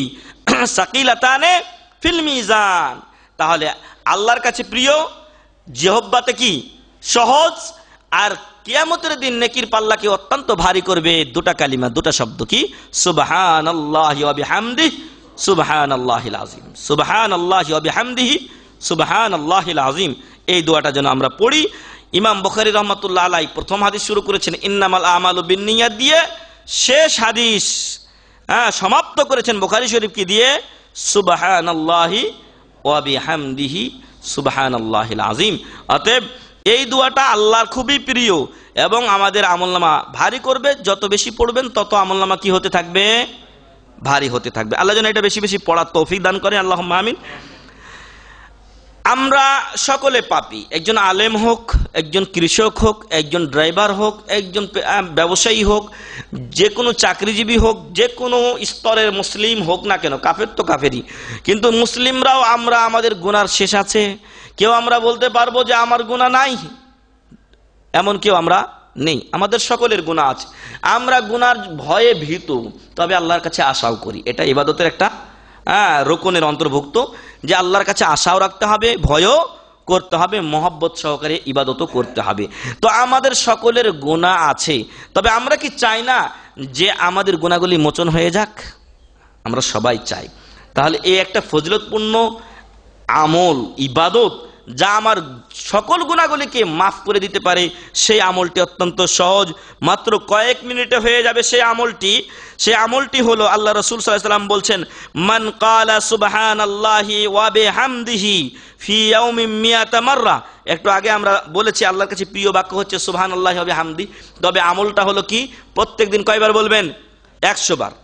প্রত্যেকদিন 100 বার বলবেন সুবহানাল্লাহি ওয়া বিহামদিহি ফি ইয়াউমিন মিয়াতা মাররা। প্রত্যেকদিন কেউ যদি 100 বার বলে, হুত্তাত খাতায়া, তার সকল গুনাহ আল্লাহ মুছে দিবেন। সুবহানাল্লাহি ওয়া বিহামদিহি ওয়া ইন কানাত মিসলা জাবাদিল বাহর, যদিও তার গুনাহগুলি কেমন হয়? সমুদ্রের বা সাগরের ফেনা রাশি সমতুল্য হয়, তারপর আল্লাহ মাফ করবেন। সুবহানাল্লাহ, আল্লাহ মাফ করবেন। এতে আমার আপনার করার কিছু নেই। কবিরা গুনার জন্য তওবা মনে রাখবেন, তওবা ইস্তেগফার আল্লাহর কাছে করবেন, যে আল্লাহ এটা কবিরা গুনাহ আমার হয়ে গেছে, এটাও মাফ করেন, সাথে আমার যত সগীরা গুনাহ আছে সেটাও মাফ করেন। ইনশাআল্লাহ আল্লাহ কি করবেন? ক্ষমা করে দিবেন। আমল কি? সুবহানাল্লাহি ওয়া বিহামদিহি। এই দোয়া কয়বার পড়বেন? 100 বার। আপনি এখান থেকে বের হতে হতে আপনার রুমে যান, বলতে বলতে যান, অনেকের কয়শো বার বলা হবে আল্লাহ মালুম। তো এই জন্য নিম্নে 100 বার বলুন। আল্লাহ যেন আমাদেরকে এই আমল করার তৌফিক দান করেন, আল্লাহুম্মা আমিন। আর একটা আমল আছে যা সহজে করা যায়, সেটা হলো, এবং তার দ্বারাও কিন্তু গুনাহ মাফ হয়ে যায়। কি? প্রত্যেক নামাজের পরে 33 বার সুবহানাল্লাহ, 33 বার আলহামদুলিল্লাহ, 33 বার আল্লাহু আকবার। 100 বার পূরণ করতে লা ইলাহা ইল্লাল্লাহু ওয়াহদাহু লা শারীকা লাহু লাহুল মুলকু ওয়া লাহুল হামদু ওয়া হুয়া আলা কুল্লি শাইইন কাদির। আপনার গুনাহ যদি আকাশেও ঠেকে যায়, কি হবে? মাফ হয়ে যাবে। সুবহানাল্লাহি ওয়া বিহামদি। অতএব ওই এদেশের লোকেরা ফরজ নামাজের পরে মুনাজাত করে না বলে আপনি আসসালামু আলাইকুম ওয়া রাহমাতুল্লাহ, আসসালামু আলাইকুম ওয়া রাহমাতুল্লাহ, আল্লাহু আকবার বলে সুন্নাত শুরু করে দিবেন। এটা আমাদের দেশের লোকদের অভ্যাস না, এটা করবেন না। নামাজের পর অনেক জিকির আছে, তার মধ্যে অন্যতম একটা জিকির হলো 33 বার সুবহানাল্লাহ, 33 বার আলহামদুলিল্লাহ, 33 বার আল্লাহু আকবার পড়া, এবং 100 বার পূরণ করতে লা ইলাহা ইল্লাল্লাহু ওয়াহদাহু লা শারীকা লাহু লাহুল মুলকু ওয়া লাহুল হামদু ওয়া হুয়া আলা কুল্লি শাইইন কাদির পড়া। আপনার গুনাহ যদি আকাশেও আনানাস সামা, আকাশ পর্যন্ত ঠেকে যায়, আপনার গুনাহ আল্লাহ মাফ করবেন। সুবহানাল্লাহি ওয়া বিহামদি। মুত্তাফাকুন আলাই, বুখারী ও মুসলিমের হাদিস, যেটা আমরা একটু আগেই বললাম সুবহানাল্লাহি ওয়া বিহামদিহির যে হাদিসটি। এরপরে আমরা সংক্ষেপে শেষ করছি, আমাদের সময় শেষের দিকে। আমরা প্রত্যেকেই চাই যে মহান রব্বুল আলামিনের কাছাকাছি থাকতে, তাই না? কাছাকাছি হতে, আল্লাহর কাছাকাছি যত হওয়া যাবে আল্লাহ তত দোয়া কি করবেন? কবুল করবেন। আল্লাহ রাসূল সাল্লাল্লাহু আলাইহি ওয়াসাল্লাম বলছেন, আকরাবু মা ইয়াকুনুল আবদু মিন রাব্বিহি ওয়া হুয়া সাজিদুন ফাআকসিরুদ দুআ। বান্দা সবচাইতে বেশি কাছাকাছি থাকে কখন? যখন সে সেজদা করে। অতএব বেশি বেশি সেজদা করতে হবে, অর্থাৎ যত বেশি নামাজগুলো কোরআন ও হাদিস দ্বারা সাব্যস্ত আছে সেই নামাজগুলো আদায় করতে হবে। এবং বিশেষ করে সেজদাতে আল্লাহ রাসূল সাল্লাল্লাহু আলাইহি ওয়াসাল্লাম বলছেন ফাআকসিরু ফিহি ফাআকসিরুদ দুআ, সেজদাতে তোমরা বেশি বেশি আল্লাহর কাছে দোয়া করো। তাহলে সবচাইতে উপযোগী টাইম কখন? সাজদা। বিশেষ করে যখন আপনি একাকী নামাজ পড়বেন, বিশেষ করে যখন আপনি একাকী নামাজ পড়বেন, ইমাম সাহেবের সাথে নামাজ পড়লে আপনি সময় পাবেন না। অতএব যখন একাকী নামাজ পড়েন তখন সাজদাতে বেশি বেশি দোয়া করবেন, কারণ তখন মানুষ সবচাইতে আল্লাহর কাছাকাছি থাকে। আল্লাহর কাছাকাছি থাকার জন্য যে আমল করতে হবে তা হলো বেশি বেশি সেজদা করা। এমনই একজন সাহাবী আল্লাহ রাসূল সাল্লাল্লাহু আলাইহি ওয়াসাল্লামের অজুর পানি এগিয়ে দিলে তিনি বলেছিলেন যে, বললেন যে তুমি কিছু চাও। উনি বললেন যে অনেকক্ষণ চিন্তা করে বলছেন যে কি চাওয়া যায় আল্লাহ রসুল সাল্লাল্লাহু আলাইহি ওয়াসাল্লামের কাছে, উনি আমাকে বলেছেন চাইতে, অনেক চিন্তা করে বলছেন যে আমি আপনার কাছে চাই যে জিনিসটি, সেটা হলো মুরাফাকাতাকা ফিল জান্নাহ, আল্লাহু আকবার, জান্নাতে আপনার সাথে থাকতে চাই, সুবহান। তখন তিনি বলছেন রাসূল সাল্লাল্লাহু আলাইহি ওয়াসাল্লাম, আওয়া গায়রা যালিক, তুমি এটা চাও না আর কিছু চাও? কই না, আমি আর একটু চিন্তা করে বলছেন, না হুয়া যাকা ইয়া রাসূলুল্লাহ সাল্লাল্লাহু আলাইহি ওয়াসাল্লাম, আমি ওইটাই চাই, মুরাফাকাতাকা ফিল জান্নাহ, জান্নাতে আপনার সাথে থাকতে চাই। তখন রাসূল সাল্লাল্লাহু আলাইহি ওয়াসাল্লাম বলছেন যে ফাআইননি আলা যালিকা বিকাসরাতি সুজুদ, ওই জিনিসটা পাইতে, আমার সাথে জান্নাতে থাকা, এটা পাইতে, অর্জন করতে বেশি বেশি সেজদা করা দিয়ে আমাকে সহযোগিতা করো, সুবহানাল্লাহ ওয়া বিহামদি। তাহলে বেশি বেশি সাজদা যদি কেউ করে তাহলে কি করা যাবে? রাসূল সাল্লাল্লাহু আলাইহি ওয়াসাল্লামের সাথে ইনশাআল্লাহ জান্নাতেও থাকা যাবে আর আল্লাহরও কাছাকাছি হওয়া যাবে। রাওয়াহু মুসলিম, মুসলিম শরীফের হাদিস। আরেকটা আমল, আমরা যদি চাই যে আমাদের উপরে আল্লাহর প্রশান্তি এবং রহমত নাজিল হোক, তাহলে একটা আমল করতে হবে। সেই আমলটা হলো যে এরকম মজলিস, এলেমের মজলিসে উপস্থিত থাকতে হবে, যেখানে কোরআন সহিহ সুন্নাহর আলোচনা হয়, সেই মজলিসগুলোতে বেশি বেশি উপস্থিত থাকতে হবে। অলসতা দূর করে দিয়ে সপ্তাহে একদিন, 2 দিন এবং 1টা 2টা বা 3টা, যে যত বেশি পারেন সে চেষ্টাটাই করতে হবে।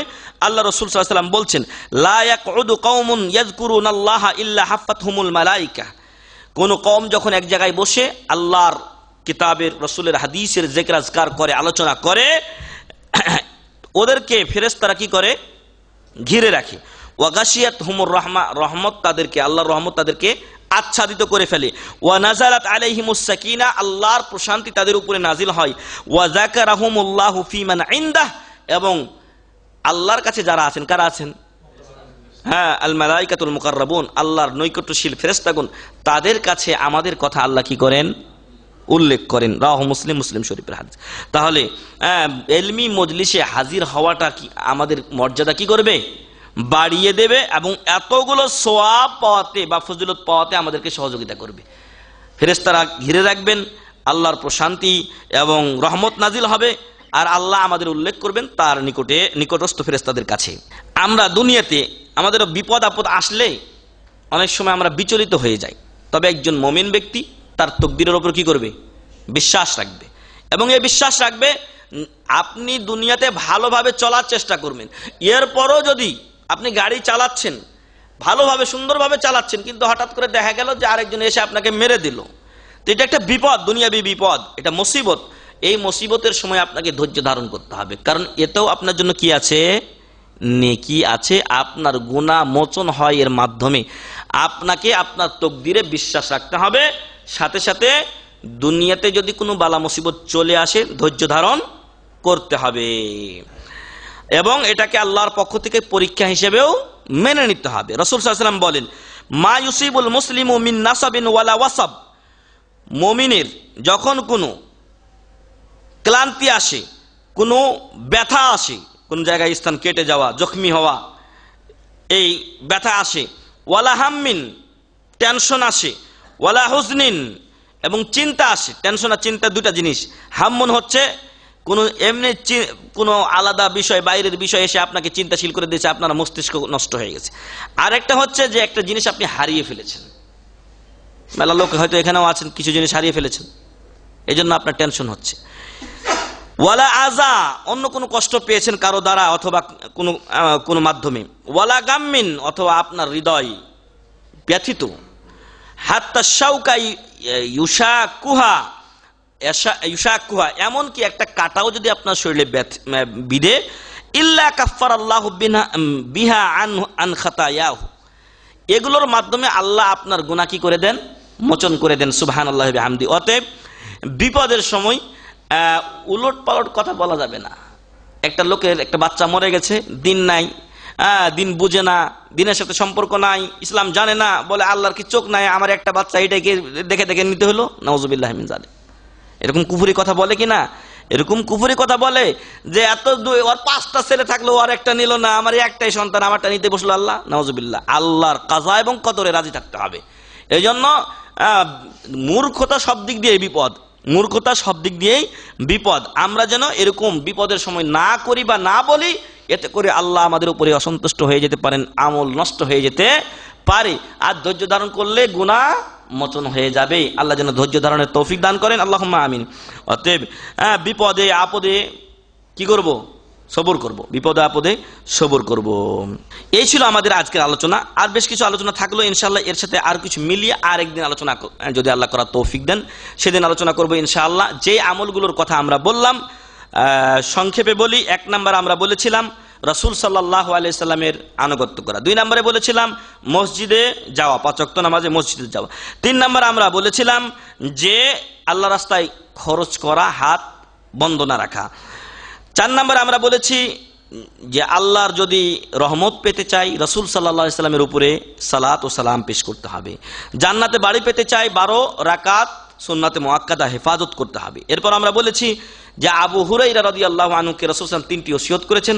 আর তা হলো 1 নম্বরে প্রত্যেক মাসে 3টা রোজা রাখা আইয়ামে বীজের, 2 নম্বরে সালাতুজ জুহা চাষতের নামাজ আদায় করা, এবং 3 নম্বরে বেতের না পড়ে না শোয়া, বিশেষ করে যাদের তাহাজ্জুদের অভ্যাস নেই তারা।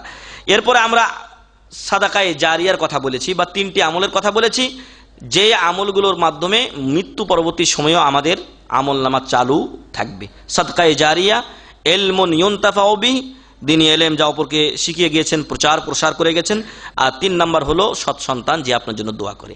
এরপরে আমরা বলেছিলাম যে ইবাদতটির কথা, সেটা হলো আপনি যদি আপনার দোয়া কবুল হোক এটা চান, তাহলে আপনি অন্য ভাইয়ের অনুপস্থিতি তার জন্য দোয়া করুন।